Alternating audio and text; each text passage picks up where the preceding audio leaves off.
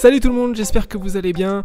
Bienvenue dans ce premier épisode de la Process Corp consacré à l'étude des joueurs et de comment ils jouent, ce qui les rend spécial. Et on va avoir cet épisode consacré à Luka Doncic, la star slovène qui brille sur tous les terrains depuis qu'elle a 16 ans, annoncée comme la future superstar du basket.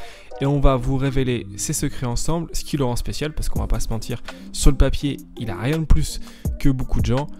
Et on va pouvoir le résumer en un mot. La simplicité. Simplicité déjà, c'est le lancer franc. Le lancer franc, c'est le tir qui a le plus haut pourcentage. Et puis Luka, il en tire beaucoup.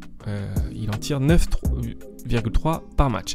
Et il en tire beaucoup parce qu'il est agressif, mais aussi parce qu'il est très malin. On va voir ici qu'il va attraper le bras de Javal Magui, comme le font beaucoup d'ex-Yougoslaves, pour récupérer la faute. On va voir ici, il attaque, le bras de Javal Magui est posé sur la hanche, et donc Luka, il va attraper son bras, pour le remonter, ça fait un mouvement vers le haut, un contact, et pour les arbitres, c'est sanctionné. Même si LeBron essaie de lui expliquer ce qui s'est passé, c'est sifflé dans l'immense majorité des cas. Avery Bradley va faire un petit peu la même chose, il va chercher ici la balle, hop, c'est pareil, je ne laissais même pas de tirer là, il va chercher seulement la faute. Il va le faire ici avec Austin Rivers également, mais il le fait toujours de manière très intelligente. Il y a beaucoup de gens qui se jettent et qui espèrent attraper des fautes. Il y en a qui ont un vrai talent pour ça. On voit ici le bras d'Austin Rivers, le bras droit qui va être levé, pas bien placé. Et du coup, Luka, ce qu'il va faire, il va dégager avec son coude droit. C'est pas une motion de tir normale, mais il le fait pour avoir la faute, pour qu'on entende le bruit et récupérer les deux lancers francs. Et pour Cory Joseph, c'est un petit peu pareil. Ici, sur le premier contact, Cory, il n'est pas très bien placé. Il a les bras qui bougent un peu dans tous les sens. Et du coup, Luka, il va attraper le bras. Et l'arbitre est obligé de siffler. Il est coincé. Et en plus, il met le panier. Ça aide d'avoir un petit peu de toucher. Et puis, ce qu'il utilise très bien, c'est l'espace. Alors, on va voir ici d'abord. Il a beaucoup d'espace, donc il fait sauter son adversaire, il récupère la faute. Ça, c'est un petit peu facile. On va voir qu'il a d'autres façons de récupérer de l'espace. Ici, avec un dribble de recul qui n'est pas forcément monstrueux de côté athlétique. C'est juste bien fait techniquement. On va voir ici. Il demande l'écran. Il y a un peu de retard. Tac. L'adversaire a les hanches tournées vers la ligne des lancers francs, il fait un dribble de recul et ensuite il a toute la possibilité soit de tirer, soit de générer la faute. Ici il va le faire avec un reverse, mais c'est un petit peu le même débat, l'adversaire est en retard, donc il saute pour compenser, et ben là c'est deux lancers francs gratuits. Ici pareil, Tibulle il est en retard, il lui fait un petit step back, il le fait sauter, pareil, il y a contact et il y a faute. Ce qui fait également très bien, c'est les transitions. Un peu comme tous les Espagnols, il a toujours la tête levée et en plus il est très efficace. Il est presque à 1 point par possession, ce qui est plutôt très bien. On le voit ici, il a reconnu la situation, c'est un 1 contre 1. Le Thunder n'est pas placé, donc il va aller chercher le panier. Un peu pareil face aux Spurs, on a l'impression qu'ils sont placés, mais ils se regardent un peu tous. Il n'y a personne qui est en aide, il est face à un grand et donc il l'attaque. Il profite de ce genre de décalage. Pop n'a pas l'air content. Il va faire pareil ici face à Torrey Craig. Il est pas bien placé, il le fait reculer, il le fait attaquer à gauche, mais t'inquiète pas, il va toujours aller à droite. Il va toujours aller à droite, mais en même temps, ici, il peut faire un petit reverse pour aller chercher le panier. Il a toujours la tête levée donc pour attaquer, mais également pour passer la balle quand les joueurs sont devant. Il va toujours chercher le décalage. Ici, il y a un petit décalage, ils sont à 3 contre 2, il a regardé à gauche, il a attiré les défenseurs à gauche, il n'a plus qu'à faire la passe à droite pour Finney Smith. La situation à Miami, elle est un petit peu différente parce qu'on voit qu'ils sont un peu mieux placés, mais il va profiter du trailer pour attaquer Jae Crowder. On va rembobiner pour voir ça.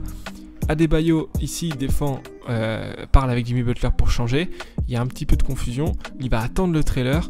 Hop, Crowder est un peu dans l'incertitude, il y a écran ou pas. Il l'attaque à l'intérieur et va récupérer les deux lancers francs. Il y a aussi quelque chose pour lequel il est très bon, c'est le post-up. En 2019-2020, il est encore plus efficace que dans la transition, plus de 1 point par possession. Et il le fait de manière très simple. Ici, on voit il a un petit espace à l'intérieur. Craig n'est pas très bien positionné. Il attaque et il va chercher le panier plus la faute. Face à Sexton, qui est plus petit que lui, on va voir qu'il va jouer plus de la filouterie et des espaces. Il le fait sauter et il repart.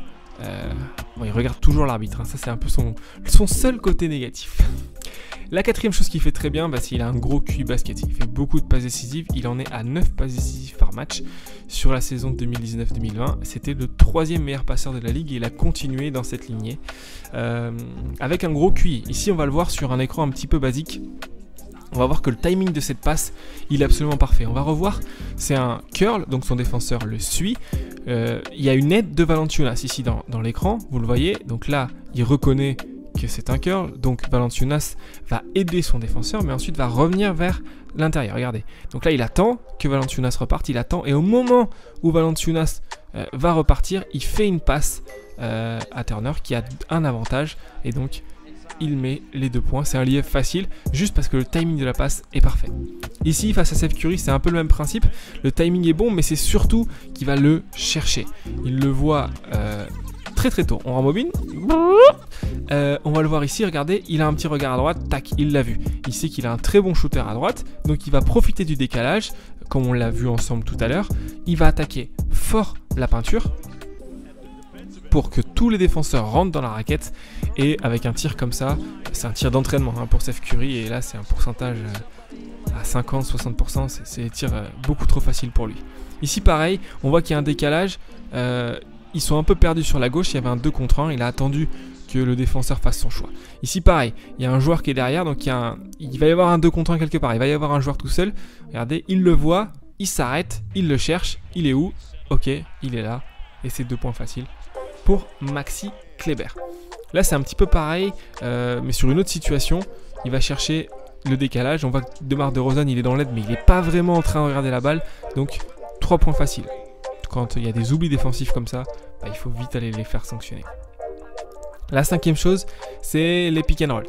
Les pick and roll, il en utilise beaucoup. Sur la saison 2019-2020, c'est le 3e joueur de la ligue qui en utilise le plus par match. Derrière 2 autres bouffeurs de ballon, que sont Trae Young qui en joue 940, 15 par match, et Damian Lillard. Il les joue un petit peu différemment. On va voir, 80% sont dans l'axe, et il est à presque 1,2 points par possession. C'est là où il est le plus efficace. La première chose qu'il fait, c'est qu'il établit qu'il faut que tu protèges l'opposé du pick. Ici, il fait la passe à Porzingis, on va rembobiner. La première chose à faire dans ce genre de situation, c'est que ton défenseur ait un petit peu de retard. Pour qu'il ait du retard, il faut qu'il te défende sur l'opposé de l'écran. S'il ne le fait pas, Luka l'attaque. Ici, il a passé l'épaule, et donc il se retrouve avec un 3 contre 2. D'école à jouer. Il va regarder qui va venir aider. Ici, c'est Blake Griffin qui est le mieux placé. Et c'est ce qu'il va faire d'ailleurs, et on va voir qu'il va s'avancer. Et donc là, comme l'aide est trop avancée, on va le voir dès qu'on va relancer, il n'a plus qu'à faire la passe. Ici, pareil, l'opposé de l'écran, il est déjà en train d'anticiper, et donc il y a un layup. Il y a beaucoup plus d'espace à l'opposé de l'écran, on nous apprend à attaquer l'écran tout le temps, mais c'est surtout ici. Là on voit, pareil, le défenseur est trop près de lui, il n'y a pas d'aide, vous voyez, parce qu'il n'y a personne dans le corner, donc il va attaquer directement l'opposé du pick, et ici il va se retrouver dans une situation, même pas de 3 contre 2, puisqu'il n'y a personne dans le corner, mais plutôt de 2 contre 1. Montrezl, on le voit, est déjà prêt à sauter, là on le voit, il est en train de prendre son élan, donc il n'y a plus qu'à faire la passe pour Boban Marjanovic. Encore une fois, ici, puis quand il n'y a pas d'aide et qu'il se retrouve face au grand, il profite de sa vitesse et de sa puissance pour aller finir et marquer. Là encore une fois, pareil, le défenseur est déjà en train de regarder comment il va passer l'écran, il attaque de l'opposé. Parfois c'est même encore plus évident sur des écrans hauts. On va rembobiner, on va voir que Kentavious Caldwell-Pope il est haut, et surtout Danny Green à gauche de l'écran est en train de regarder son défenseur, il n'est pas dans l'aide, LeBron non plus.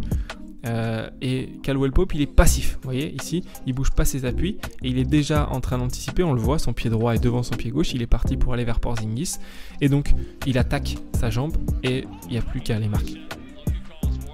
Mais quand il prend l'écran, il est tout aussi dangereux. Ici, il va attaquer le grand, on l'a vu tout à l'heure, il fait beaucoup sauter, il ne le fait pas seulement pour aller récupérer des fautes, il l'utilise aussi pour aller marquer des paniers faciles. Face aux Spurs, ici pareil, il attaque le grand, il fait semblant d'aller à gauche, mais vous inquiétez pas, dans l'immense majorité des cas, il va aller à droite. Ici pareil, il réattaque à droite, une petite feinte, un petit flotteur sur la tête de LaMarcus Aldridge. Ici, face aux Cavs, pareil, il fait semblant d'aller à gauche, il pousse le défenseur vers la gauche et il fait un appui décalé avec Kevin Love. Ici, il attaque encore une fois. Il profite du décalage, du temps de retard pour attaquer le grand. Ici, face à Golden State, quand le grand est trop loin, il utilise son step back à gauche. On l'a dit, il attaque pas souvent à gauche, quand il l'utilise plutôt pour aller tirer à 3 points. Quand le grand est un petit peu trop bas, il en profite pour aller sanctionner. Quand le grand est un peu plus haut, il attaque. On voit ici, Plumlee était un peu avancé, là il s'est jeté. On va voir, même situation avec Jokic. Jokic se jette, hop, il fait donc un petit coup de zigzag pour aller rentrer. Regardez, on va le revoir ici, un peu plus au ralenti. Là, Jokic essaie de le gêner parce qu'on a envie de l'empêcher d'attaquer. Mais là, il avance un tout petit peu trop, il en profite pour faire un petit coup de zag pour aller attaquer le panier. C'est presque trop facile. Le seul truc qui fait beaucoup aussi, c'est se plaindre à l'arbitre. Ici, on voit que Jokic a un peu moins aidé. Il aurait pu tirer, mais il y avait surtout une aide. Et donc, il décale pour un tir ouvert. Avec un mec comme ça, il faut beaucoup de shooters autour. On voit ici, il y a un décalage encore une fois. Il va prendre l'écran, on va regarder.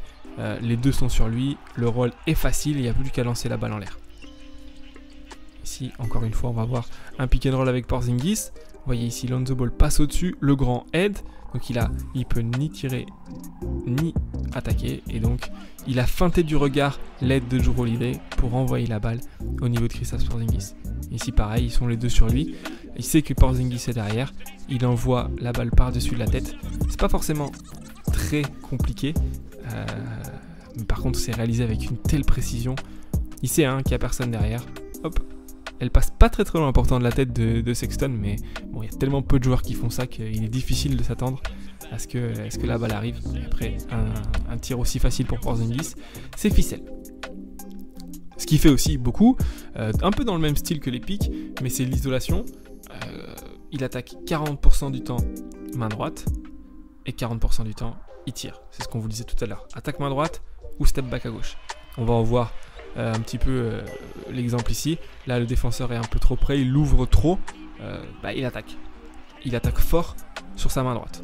Ici on va le voir pareil, le défenseur est un peu trop passif, il va attaquer. On va rembobiner juste pour voir l'attaque forte de Luka. On va voir qu'il va faire de l'hésitation, ça c'est très important dans le 1 contre 1. Il hésite, le défenseur recule un petit peu, il hésite une deuxième fois, le défenseur bouge pas ses pieds, il n'est pas prêt pour défendre, il passe son épaule juste au niveau de la hanche, il attaque et il est passé. Ici, face à Biyombo, le défenseur ici est vraiment très près, il l'ouvre, donc il attaque.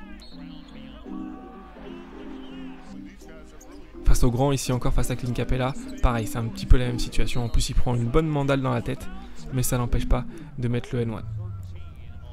Face aux Celtics, ici, hop, une situation où il va à droite et il tire, ça arrive, mais là en l'occurrence le défenseur, regardez, il est déjà en train d'anticiper le drive, hop, et vous voyez, dès qu'il a fait le décalage du pied vers l'arrière, il génère de l'espace, vous voyez l'espace monstrueux qu'il y a pour un tir.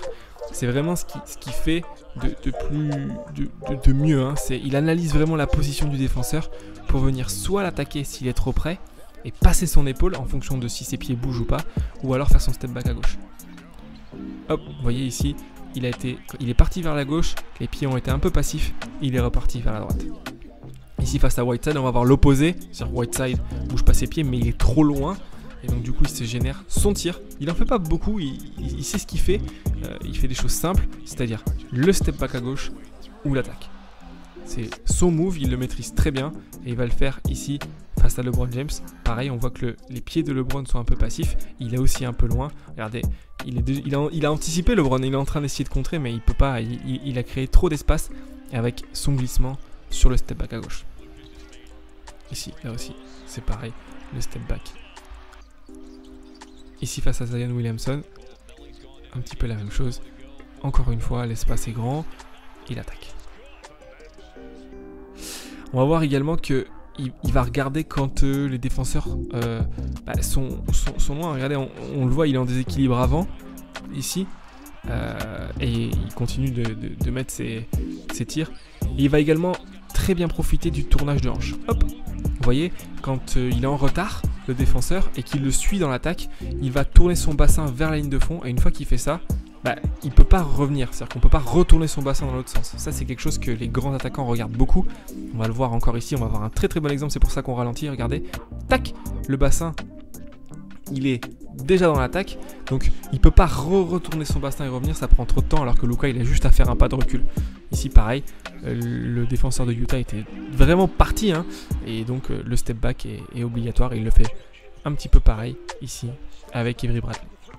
Voilà, c'est la fin de cette vidéo, j'espère que ça vous a plu, n'hésitez pas à vous abonner à la chaîne et à mettre un like. On se retrouve très très vite pour une nouvelle analyse de joueurs. A bientôt, au revoir.